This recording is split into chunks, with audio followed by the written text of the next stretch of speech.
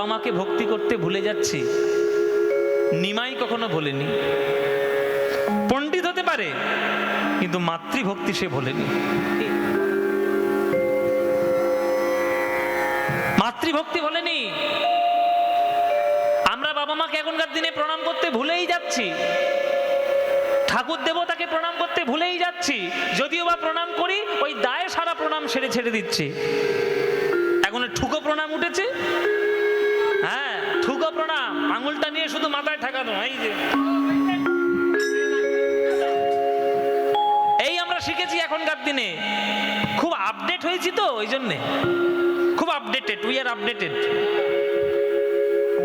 আমরা পাশ্চাত্য শিক্ষায় শিক্ষিত হচ্ছি, আমরা আপডেটেড।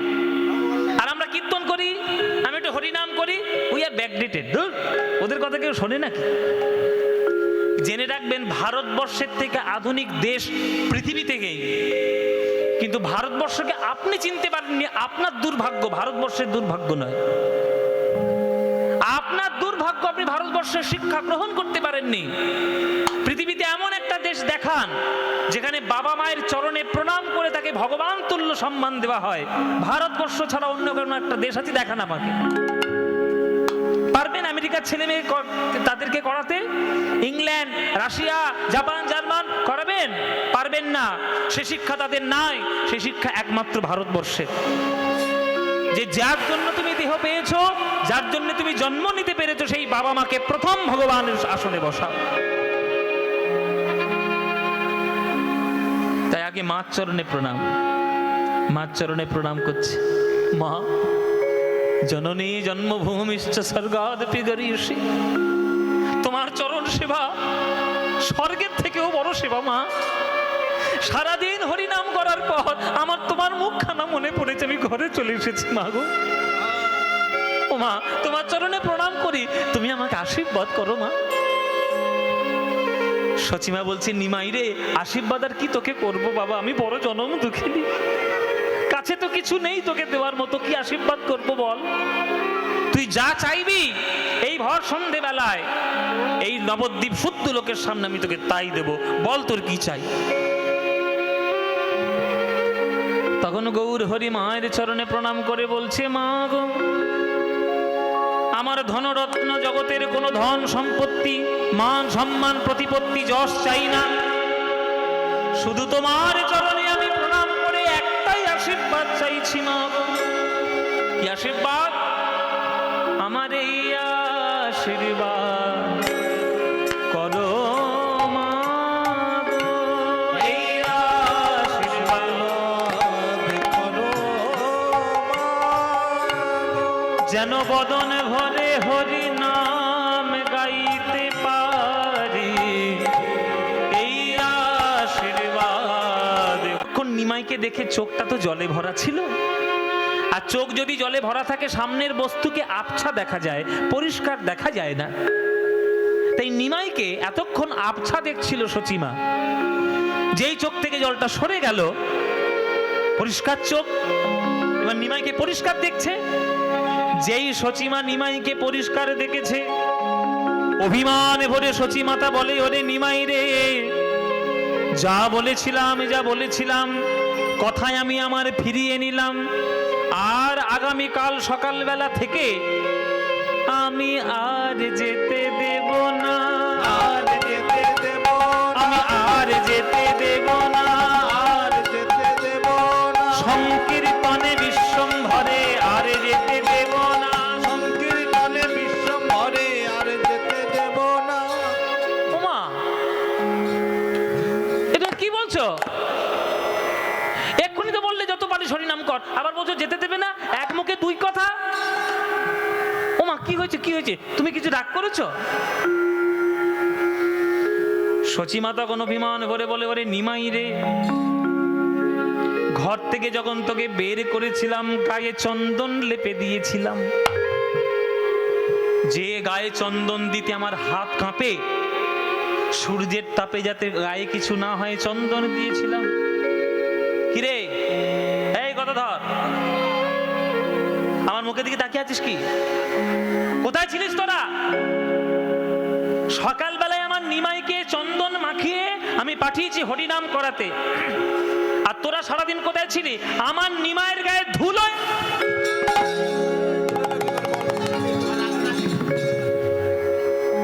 আমার নিমাইয়ের গায়ে ধুলো। এই গদাধর, এই অদ্বৈত, তুই কোথায় ছিলিস? হ্যাঁ, আমার নিমাইয়ের গায়ে ধুলো এলো কি করে?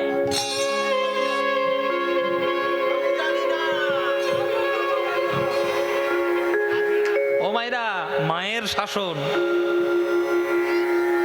মায়ের চোখ থেকে যখন জল সরে গেছে, তখন মা দেখছে নিমাইয়ের গায়ে ধুলো ভর্তি। সেই ধুলো ভর্তি গা দেখে, ধুলো ভর্তি অঙ্গ দেখে সচি মায়ের বাৎসল্য রসের মনে অভিমান ভরে উঠেছে যে যে ছেলের গায়ে আমি চন্দন দিয়ে পাঠালাম, সেই ছেলের গায়ে ধুলো এলো কি করে? আমি আর যেতে দেব না, আর যেতে দেব না সংকীর্তনে বিশ্বম্ভরের, আর যেতে দেব না সংকীর্তনে বিশ্বম্ভরের, আর যেতে দেব আমি সংকীর্তনে বিশ্বম্ভরের, আর যেতে দেব না সংকীর্তনে বিশ্বম্ভরের, আর যেতে দেব। আমার ছেলের গায়ে ধুলো এলো কি করে? আমার ছেলের গায়ে ধুলো এলো কি করে?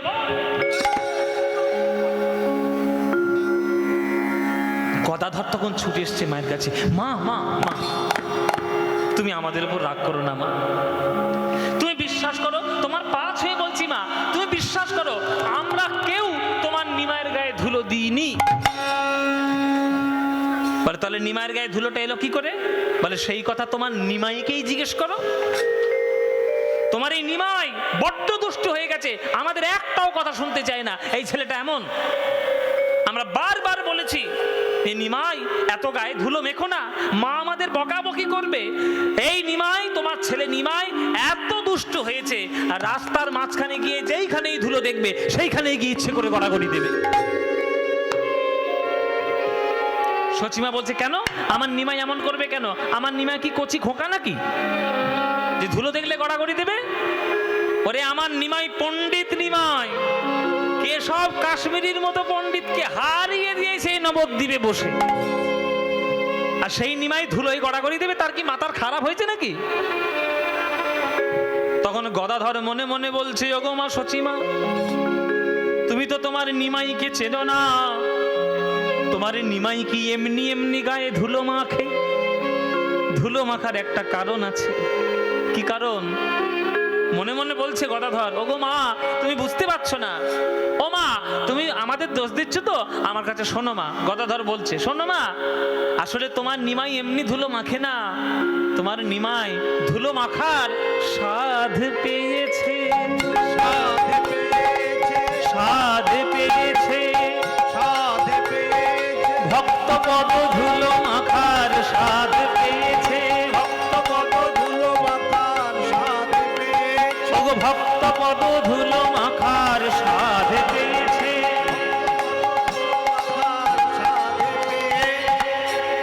এই আমাকে কি পাগল পেয়েছিস নাকি? ধুলো মাখার আবার স্বাদ থাকবে কি রে? ধুলো টক মিষ্টি না ঝাল যে ধুলো মাখার স্বাদ থাকবে? ও মায়েরা, এই যে পপকর্ন খাচ্ছে বসে বসে, এদিকে তাকাও, পায়ে ধুলো আছে? পায়ে ধুলো আছে? চেটে খেয়ে দেখো কিরম খেতে। পায়ে ধুলো আছে তো, একটু চেটে দেখো কিরকম খেতে, টক না মিষ্টি না ঝাল? ঝাল ঝাল মতো, ঝাল ঝাল। মায়েরা বলছে, বাবা ধুলো মাখার আবার কোনো স্বাদ থাকে নাকি? ধুলো আবার টক কি মিষ্টি কি ঝাল কি? ও মায়েরা, এখানে স্বাদ শব্দের অর্থ দন্তের শয় বয়াকার দ, স্বাদ টেস্ট নয়। দন্তের শয়াকার ধ, স্বাদ। স্বাদ মানে কি? ইচ্ছা বা বাসনা। তত্ত্বটা শুনে রাখুন। ভগবান দাপর যুগে একবার কৃষ্ণ মনে মনে ভাবলেন যে আমার একটু ভক্তি লাভ করার ইচ্ছা হচ্ছে, কিন্তু ভক্তি লাভ করতে পারছি না। কেন? সবাই আমার চরণে এসে প্রণাম করে যায়, কিন্তু কই আমি তো সবার চরণে প্রণাম করতে পারি না। লোকে আমায় বলে আমি নাকি সর্বজ্ঞ, আমি ভক্তি করা না জানলে আমি তো অজ্ঞ হয়ে গেলাম। কি হবে? আমি ভক্তি কি করে পাবো? এটা জানার জন্য শাস্ত্র জাগতে হবে। আজকে আমার গান শোনার জন্য যেমন আপনারা সবাই মিলে ছুটে এসছেন, সামনে বসেছেন, তেমনি ভগবানের প্রশ্নের উত্তর দেবে বলে শাস্ত্রটা ভিড় করেছে। আমাদের কৃষ্ণানন্দ দাস বাবাজি কি সুন্দর পাটবাড়িতে ব্যাখ্যা করতেন সব কথা, অপূর্ব ব্যাখ্যা। সামনে সমস্ত শাস্ত্র সে বসেছে, ভগবান প্রশ্ন রাখলেন শাস্ত্রদের মাঝে, শোনো হে শাস্ত্রগণ, আমি হলাম ভগবান শ্রীকৃষ্ণ, আমি সব কিছু করতে জানি কিন্তু কারোর চরণে ভক্তি করতে জানি না। এই ভক্তিটা কি করে পাবো তোমরা উপায় একটু বলো দেখি, কি করে আমি ভক্তি পাই। লোকে আমার চরণে প্রণাম করলে আমি তথাস্তু বলতে জানি, লোকে আমার চরণে প্রণাম করলে তাকে মুক্তি দিয়ে দিতে পারি, চতুর্বর্গ দিয়ে দিতে পারি, কিন্তু আমি তো নিজে গিয়ে কারোর চরণে প্রণাম করতে পারি না।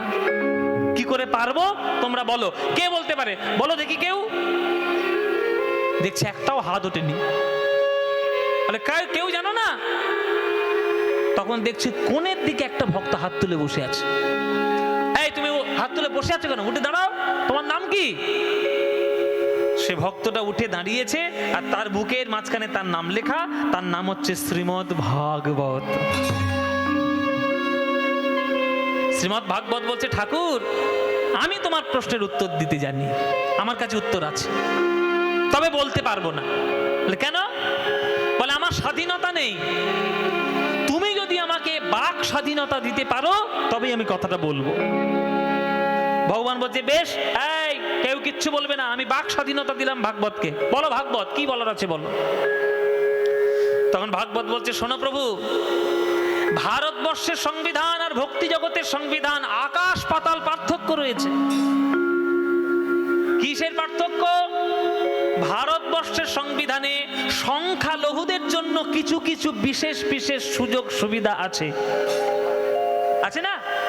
যারা ভারতবর্ষের সংবিধানের মাইনরিটি সম্প্রদায় তাদের জন্য সুযোগ সুবিধা আছে, কিন্তু ভক্তি জগতের সংবিধানে কারোর জন্য কোনো রকম সুযোগ সুবিধা নাই। হে ভগবান গোবিন্দচন্দ্র, তুমি যদি ভক্তের ভক্তি উপলব্ধি করতে চাও, ভক্তি অর্জন করার জন্য একটা রাস্তার ভিখারি যা করে, তুমি বিশ্বব্রহ্মাণ্ডের মালিক হলেও তোমাকেও তাই করতে হবে। যদি পারো তবেই ভগবানকে ডাকতে, তবেই তুমি ভক্তি পাবে ভগবান, নইলে পাবে না। তাহলে কিভাবে পাবো? বলে কেন, আমি তো বলে দিয়েছি প্রহ্লাদ মহারাজের মুখে শ্রীমদ্ ভাগবতে কি বলেছ, এই সাংমতিস্তবতুরগ্রমাংহিং স্পৃশত্যন্নিয় ভগমজনার্থ মহিয়সাং পাদরজহোভিষেকং নিষ্কিঞ্চনানম নঃ প্রেণিতে যাবৎ। যতদিন না ভক্তের চরণ ধুলিতে স্নান করা না যায় ততদিন তো হৃদয়ের মধ্যে ভক্তির উদয় হয় না। এই শ্লোকটাকে আবার নরোত্তম দাস ঠাকুর বাংলা ব্যাখ্যা করেছিলেন যে ভক্ত পদধূলি আর ভক্ত পদ জল, ভক্ত ভুক্ত শেষ এই তিন মহাবল। বৈষ্ণবের পদধূলি তাহে মোর স্নান কেলি, বৈষ্ণবের নামেতে উল্লাস তর্পণ মোর বৈষ্ণবের নাম, বিচারে করঙে মনে ভক্তি রস আস্বাদনে, মধ্যস্থ শ্রী ভাগবত পুরাণ। ভক্তের চরণধুলিতে স্নান করতে হবে ভগবান। আপনি পারবেন, যেদিন পারবেন সেই দিনেই আপনার হৃদয়ে ভক্তি উদয় হবে। ওই জন্যই তো বৃন্দাবনে কৃষ্ণ মান লীলা ঘটিয়েছিলেন বাবা। মান লীলা শুনেছেন তো? চন্দ্রাবলীর কুঞ্জে গেল, সকালবেলায় রাগ করলো, খণ্ডিতা কলহন্তরিতা দুর্জয়মান, সব শুনেছেন তো? এইটা ভগবান ইচ্ছা করেই করেছে, নইলে যে ভগবান বিশ্বব্রহ্মাণ্ড সৃষ্টি করেছে তিনি নাকি ভুল করে চন্দ্রাবলীর কুঞ্জে ঢুকে পড়েছে, যুক্তিবাদী শ্রোতারা মানবে? যারা যুক্তিবাদী শ্রোতা তারা মানবে? ও মশাই, ভগবান নাকি বিশ্বব্রহ্মাণ্ড সৃষ্টি করেছে, তা তিনি বুঝতে পারলেন না রাধার কুঞ্জ কোনটা, চন্দ্রাবলীর কুঞ্জ কোনটা, ঢুকে পড়লো?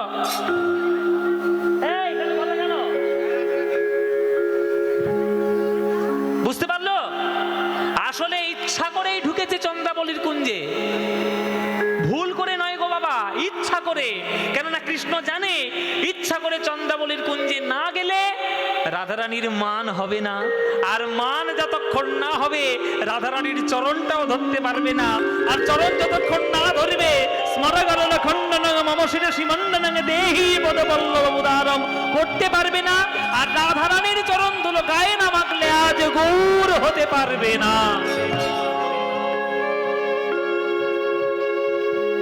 তাই ইচ্ছা করে ঢুকেছে চন্দাবলীর কুঞ্জে। রাধার চরণের ধুলো গায়ে মাখলো কৃষ্ণ। ধুলোর এত গুণ, সোনা হয়ে গেছে ধুলোগুলো। সোনার ধুলো গায়ে মেখে বৃন্দাবনে ছিল কালো কৃষ্ণ, নবদ্বীপে হয়ে গেলেন উজ্জ্বল বর্ণ গৌর বরদেহ, সোনার বর্ণ। বৃন্দাবনে ছিল বাঁকা কৃষ্ণ, আর নবদ্বীপে হয়ে গেল আজানুলম্বিতে ভুজে সোজা গৌর। বৃন্দাবনের কানাই মূর্খ কানাই, আর নবদ্বীপের নিমাই হচ্ছে মহাপণ্ডিত। তাহলে এক ভক্তের চরণ ধুলো গায়ে মাখলে যদি মূর্খ হয় পণ্ডিত, বাঁকা হয় সোজা, কালো হয় ফর্সা, তাহলে সকল ভক্তের চরণ ধুলি মাখলে আমার কি দশা হতো। এই দর্শনকে ভগবান মনে করে আজ নবদ্বীপের রাস্তাঘাটে যেখানে যেখানে ধুলো, সেইখানেই গিয়ে আমার গড়াগড়ি দেয় আমার নিমাই। সাধ পেয়েছে, সাধ পেয়েছে, ও যে ভক্ত পদ ধুলো মাথার, সাধ পেয়েছে, ভক্ত পদ ধুলো মাথার, সাধ পেয়েছে, ও ভক্ত পদ ধুলো মাথার দেখে সাধ মিটাইছে, ভক্ত পদ ধুলো মাথার দেখে সাধ মিটাইছে, ভক্ত পদ ধুলো মাথার দেখে সাধ মিটাইছে, ভক্ত পদ ধুলো মাথার দেখে সাধ মিটাইছে, ভক্ত পদ ধুলো মাথার দেখে সাধ মিটাইছে, ভক্ত পদে সাধ পেয়েছে। ধুলায় ধূসর অঙ্গ গদ গদ ভাস, ধুলায় ধূসর অঙ্গ গদ গদ ভাস। গম গম দদ মদ মদ নি নি ধনি ধনি সনি ধনি দ মদ ম গম দদ মদ ম গম ম গরি গরি সা গম ধনি ধনি সা গম ধনি ধনি সা গম ধনি সা। ধুলায় ধূসর অঙ্গ গদ গদ ভাস, সদ নি নি ধনি নি ধনি দ মদ দ মদ ম গম ম গম ম ম ম দদ মদ দ দ ধনি নি ধনি নি দ ম গম ধনি সা গম ধনি সা গম ধনি সা। ধুলায় ধূসর অঙ্গ গদ গদ ভাস, গম ধারে সা। শাস্ত্রীয় সঙ্গীত শ্রেষ্ঠ।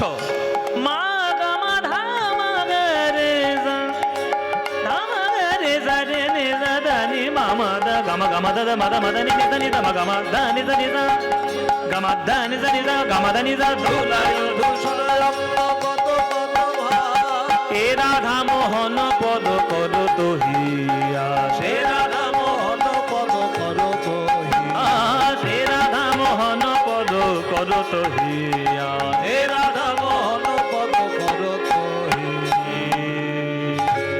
হে রাধা মোহন পদ কর দহিয়া, আসো হে রাধা মোহন পদ কর দহিয়া, আসো হে রাধা মোহন পদ কর দিদাই গৌর হরি বল হরি বল। আসো হে রাধা মোহন পদ কর দহিয়া, আসো হে রাধা মোহন ও মোহন পদ।